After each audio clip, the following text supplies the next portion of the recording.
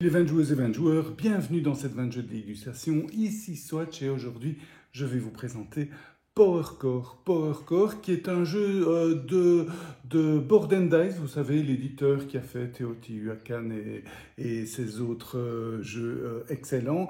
Et c'est un membre de l'équipe qui a réalisé ce jeu.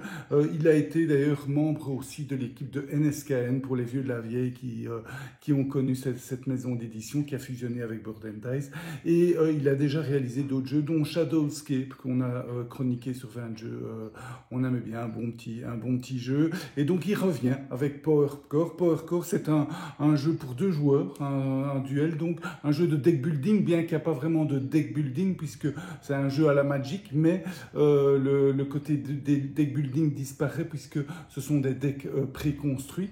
Un duel fantastique sous le thème de Cthulhu, avec la particularité d'avoir cette fameuse PowerCore, donc une petite innovation dans le style avec, vous allez voir dans mes explications, vous allez donc une tuile PowerCore qui se tourne, qui est associée à chaque carte et qui va engendrer des ressources ou des effets spéciaux. Et ce PowerCore, c'est toute la particularité de ce jeu, c'est ce qui donne un peu son peps, qui enlève évidemment toute cette gestion de mana dans Magic et autres, et donc qui se concentre plus sur les effets du jeu. Donc c'est bien vu, c'est bien fait. Voilà, donc on va voir ça ensemble tout de suite. On a noté que c'est un jeu de deck building, donc avec des decks préconstruits. La boîte de base contient 8 decks préconstruits. Il va y avoir un financement participatif et mon petit doigt me dit que peut-être dans les stretch goals il y en aura d'autres. Déjà avec 8 decks préconstruits, vous allez pouvoir faire pas mal de decks différents, puisque vous devez associer 2 decks ensemble pour faire un deck. Donc vous allez prendre 2 decks préconstruits, vous choisissez vos 2 decks préconstruits, vous les mélangez et ça fait votre deck de départ. Donc faites le calcul, 8 plus 7, etc. Donc ça fait 27 possibilités, 27 decks différents dans la boîte de base à l'heure où je vous parle, tant qu'il n'y a pas de nouveaux decks à ajouter, où là évidemment ça va augmenter en conséquence. Mais déjà 27, on est déjà très content comme ça fait déjà pas mal de différences avec pas mal d'effets. Évidemment, vous aurez compris que chaque deck est assez thématique, est autour d'une mécanique, et donc c'est assez sympa de jouer à tous ces decks préconstruits. Et voici donc une partie de PowerCore pour 2 joueurs en cours de partie, je dirais. Donc vous avez les 2 plateaux en néoprène, assez sympa. Je dois avouer, on s'habitue au luxe. J'ai souvent et toujours quasi joué à Magic sans néoprène. Avec un néoprène, c'est quand même plus sympa. Vous pouvez prendre les cartes de manière beaucoup plus facile. Pas besoin de croquer les cartes pour les prendre. Donc assez sympa. Je ne sais pas, j'imagine qu'ils seront aussi présents dans la campagne participative, puisque tout ceci, c'est un proto, c'est le matériel qui m'a été livré, qui est déjà très bien, hein, avec, je vous dis, le néoprène. Vous voyez que toutes les cartes sont vraiment bien illustrées. Donc voilà, donc une partie pour 2 joueurs, 1 joueur, 2 joueurs, je les ai mis tournés dans votre sens, comme ça vous pouvez voir. Et en fait, quand vous assemblez 2 decks préconstruits, vous devez en extraire les personnages et les avatars. Donc vous voyez, ça, ce sont pour ce joueur-ci les 2 decks, donc le deck de Cthulhu et le deck de Marla Topetep. Donc les 2 decks qui ont été assemblés, ces 2 decks ont un personnage principal, et donc vous les sortez du deck avant de le mélanger, parce que vous allez directement commencer la partie avec ces 2 personnages principaux. Vous allez aussi y extraire les avatars. En général, il y en a 2 par deck, donc c'est pour ça qu'il y en a 4 ici. Et donc, ça, ce sont les cartes que vous extrayez de votre deck. Et puis tout le reste, vous mélangez et vous en piochez 4, et c'est le départ du jeu. À noter que vous voyez, à chaque carte est associé un PowerCore. Ça, ce sont les cartes qu'on a jouées en cours de partie. Les PowerCore sont, en fait, chaque joueur a un stock de PowerCore hein, donc le même, donc mélangé, et on en dispose 3. Là, ce que vous voyez, c'est la défausse. Donc l'autre joueur a la même chose, mais en bleu, vous voyez. Donc aussi les mêmes power corps mélangés, disposés, 3 disposés avec un petit stock, etc. Donc on démarre un peu de la même façon, sauf évidemment les decks qui sont complètement différents. Et à chaque carte, vous voyez, on associe un power core. Les cartes de départ, les 2 personnages ont leur propre power core. Vous voyez, il a son propre power core et celui-ci aussi. Donc, on place alors le power core dans la position qu'on veut. On verra après, mais ce qui est important, c'est la position du dessus, celle qui va faire effet. Donc, quand on va tourner le power core, ça sera cette position-là qui fera effet. Mais j'y reviens dans les détails. Là, également, les avatars ont chacun leur propre power core et on les place en début de jeu de manière face cachée. Ça veut dire qu'ils ne sont pas encore actifs. Donc, ils sont là, les avatars, on peut les invoquer, mais tant que leur power core n'est pas actif, ils sont passifs, je dirais, ils n'ont pas d'effet sur le jeu tant qu'on les active pas. Et en général, ce sont les personnages principaux qui peuvent les activer. D'ailleurs, vous voyez ici, dépensez une action et 4 cristaux et prenez une blessure pour mettre un avatar en jeu.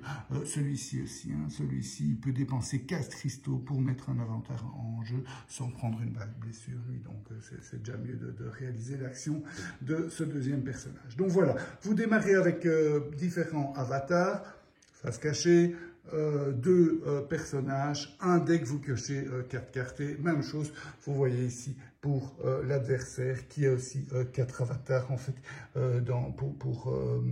pour cet adversaire-ci, il y a 3 avatars qui sont relatifs à un personnage et un seul avatar relatif au second personnage. L'ordre est important, donc parce qu'on va réaliser les actions une par une de gauche à droite. Donc l'ordre de placement des cartes est important. Évidemment, dans votre première partie, vous pouvez jouer au hasard, mais vous allez voir au fur et à mesure, c'est important de bien mettre les cartes en ordre. Donc voilà, 2 personnages, 4 avatars, un deck et c'est parti. Le but du jeu est double, c'est-à-dire qu'on gagne si on arrive à tuer les 2 personnages adverses. Et pour tuer, il faut infliger autant de blessures que leurs points de vie cumulés. Donc vous voyez ici 11 et 12, ça fait 23. Je dois infliger 23 blessures à ce joueur pour l'emporter. Et quand j'arrive à 12, je ne tue pas un des 2. Hein. Donc, il faut 23 en tout. Et 11, je ne peux pas tuer un des 2. Donc, je tue les 2 en même temps ou aucun. Et même chose pour ici.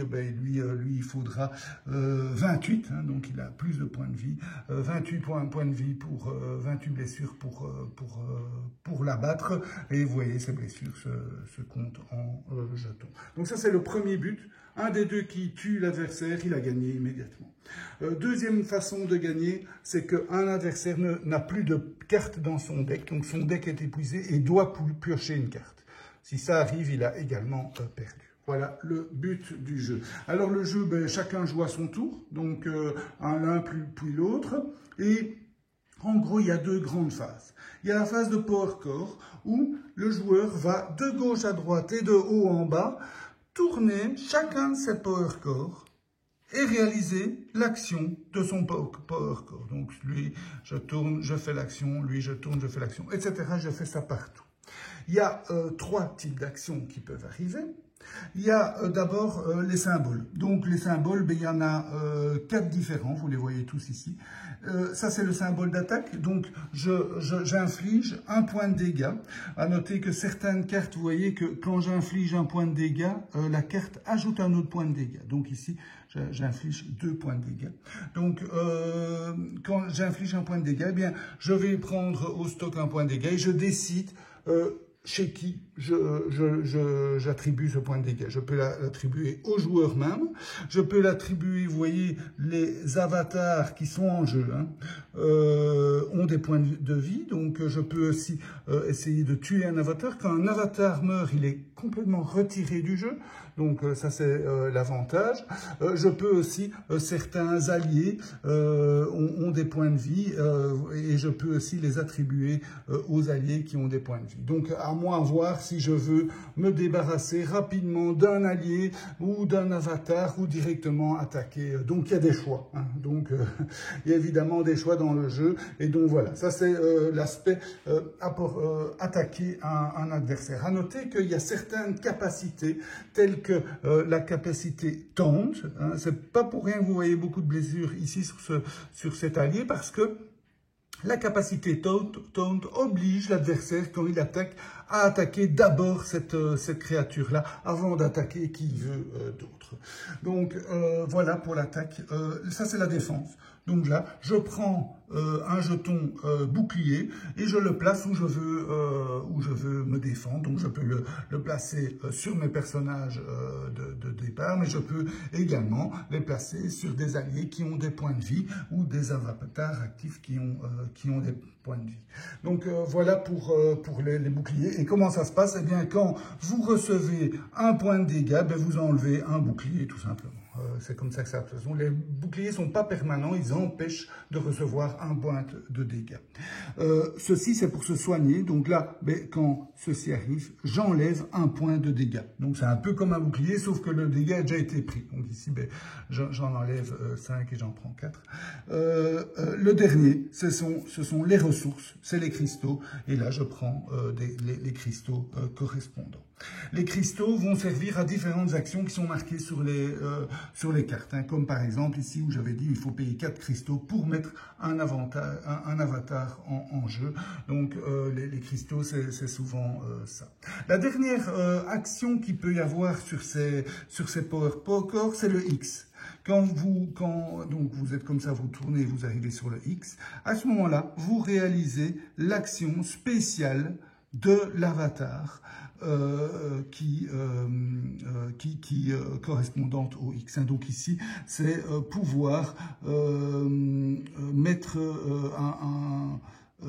un allié en jeu sans la capacité taunt, en payant aussi 2 cristaux, ou bien mettre un avatar en jeu. Mais ça, il peut le faire qu'une fois tous les 4 tours, puisque à chaque tour, il tourne son power core d'un cran, en sachant qu'il y a moyen de faire accélérer, mais ça, je vous montrerai juste après.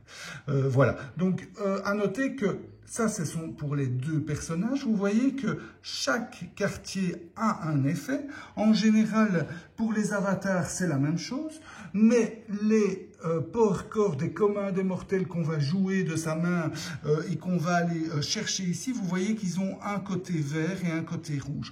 En fait, le côté vert, quand vous mettez la carte en jeu, quand vous jouez la carte, j'y reviens pour vous expliquer comment on met une carte en jeu, vous placez le power core du côté vert, qui n'a aucun effet, mais ça veut dire la position de départ. Et puis, vous savez, à chaque tour, vous allez tourner d'un cran. Quand vous arriverez au côté rouge, eh bien, vous réalisez l'action rouge et puis vous défaussez le power core, vous le mettez dans votre défausse et vous défaussez la carte que vous placez dans votre défausse. Donc, ça, c'est la particularité. Donc, autrement dit, chaque carte que vous jouez ne tiendra que 4 tours, en sachant qu'il y a des fois des possibilités de revenir, de les faire tourner dans le mauvais sens et des choses comme ça. Mais en général, chaque carte ne tiendra que 4 tours, voire moins, puisque vous allez pouvoir peut-être accélérer la rotation, ou même votre adversaire va pouvoir vous ennuyer avec ça.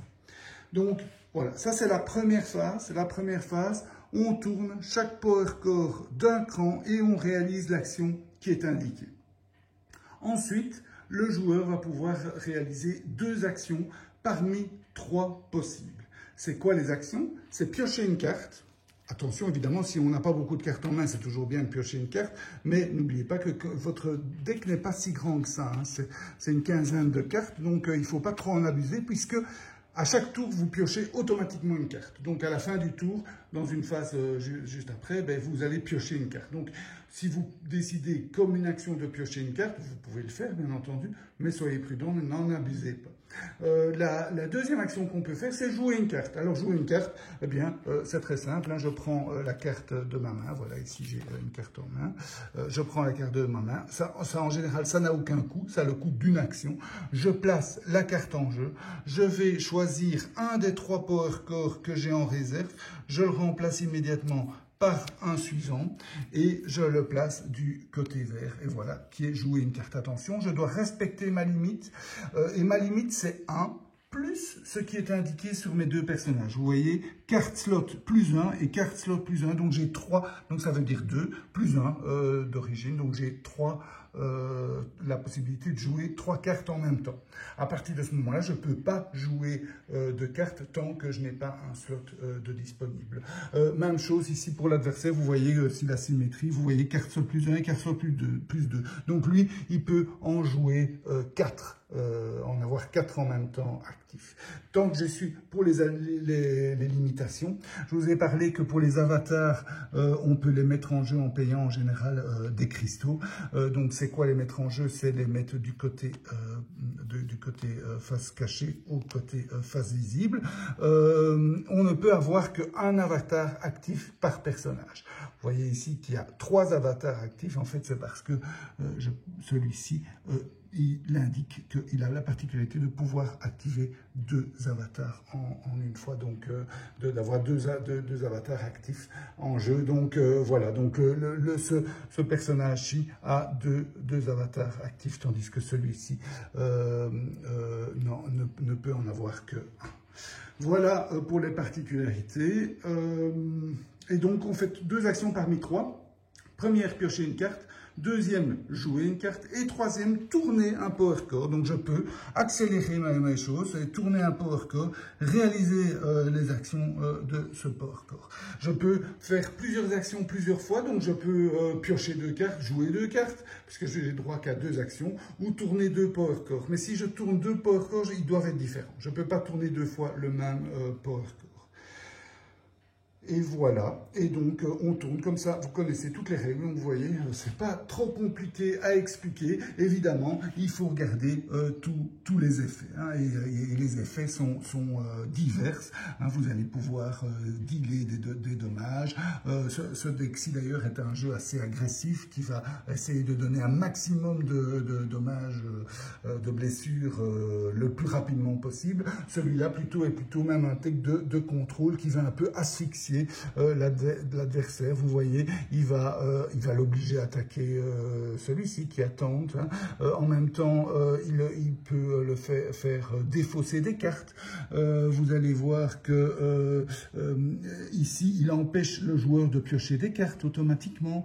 Ici, il oblige le joueur à dépenser un cristal s'il veut faire, ou à prendre une blessure s'il veut faire une action. Donc, il va asphyxier son adversaire, il va le retarder, il va l'empêcher de jouer. Donc ce sont deux tactiques assez complètement différentes. Et ça, c'est pour les 4 decks que je vous présente ici. Les autres ont d'autres tactiques comme épuiser le paquet de cartes de l'adversaire, jouer plus sur la défensive, aller jouer les cartes adverses, voler des cartes à l'adversaire. Et des choses comme ça. Vous en avez qui jouent avec les Power Core, qui peuvent tourner dans tous les sens, etc.